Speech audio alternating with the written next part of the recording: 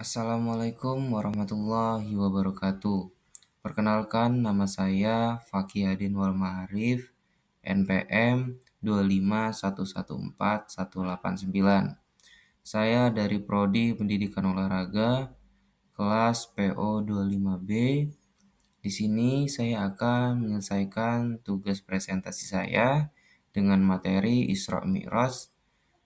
Mata kuliah saya Pendidikan Agama Islam, dosen pengampu atau dosen mata kuliah Pak Muhammad Asgaf Asnan Siregar, SHMH.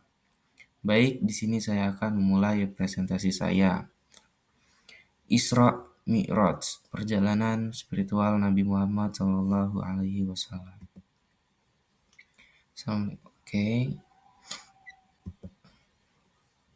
apa itu Isra Mi'raj? Isra, perjalanan Nabi Muhammad SAW dari Masjidil Haram ke Masjidil Aqsa dalam satu malam. Sedangkan Mi'raj, perjalanan Nabi Muhammad SAW dari Masjidil Aqsa naik ke langit ketujuh untuk bertemu Allah Subhanahu Wa Taala.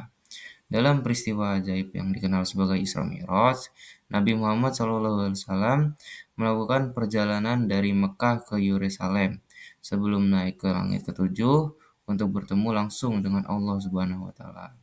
Perjalanan ini selesai dengan sekejap. Tujuan Isra Mi'raj. Yang pertama, menegaskan kewajiban sholat 5 waktu.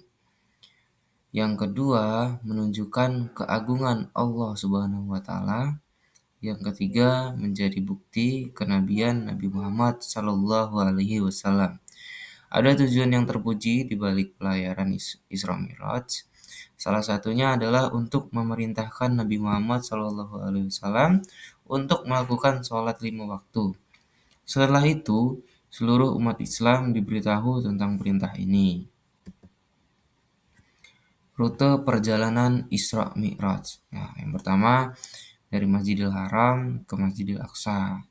Dari Masjidil Aqsa ke langit pertama hingga ketujuh. Dan yang terakhir itu Sidratul Muntaha. Nabi Muhammad SAW bertemu dengan para nabi sebelumnya dan menempuh perjalanan melalui berbagai langit. Sidratul Muntaha, lokasi yang tak terlukiskan oleh manusia, adalah tempat berakhirnya perjalanan ini. Peristiwa penting selama perjalanan. 1. Bertemu dengan para nabi terdahulu.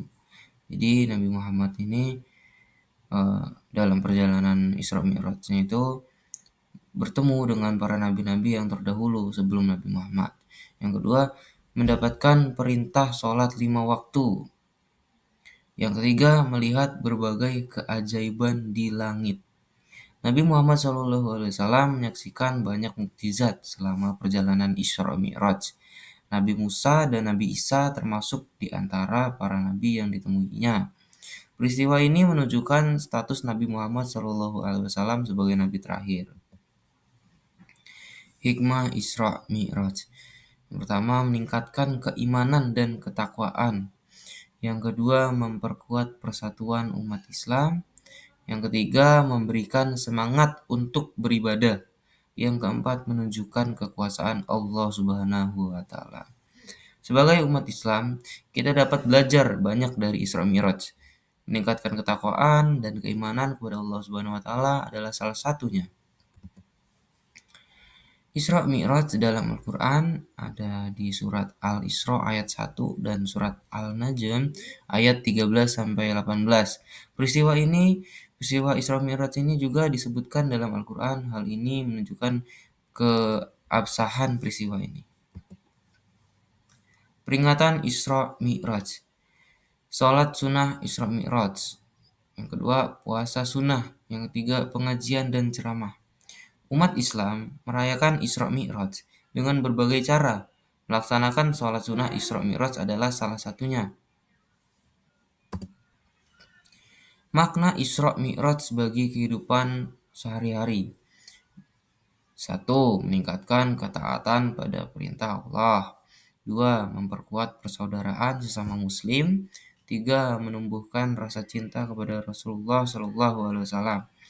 Isra Mi'raj mengajak kita untuk mencintai Rasulullah SAW, menjalin persaudaraan Islam, dan menaati perintah Allah Subhanahu wa Ta'ala. Baik, itu saja yang bisa saya sampaikan mengenai peristiwa Isra Mi'raj Nabi Muhammad SAW. Terima kasih, semoga semua orang dapat memetik hikmah dari peristiwa yang luar biasa ini dan mengamalkannya dalam kehidupan sehari-hari. Saya Fakih Adinul Ma'arif, mohon maaf jika ada salah kata. Kepada Allah saya mohon ampun. Assalamualaikum warahmatullahi wabarakatuh.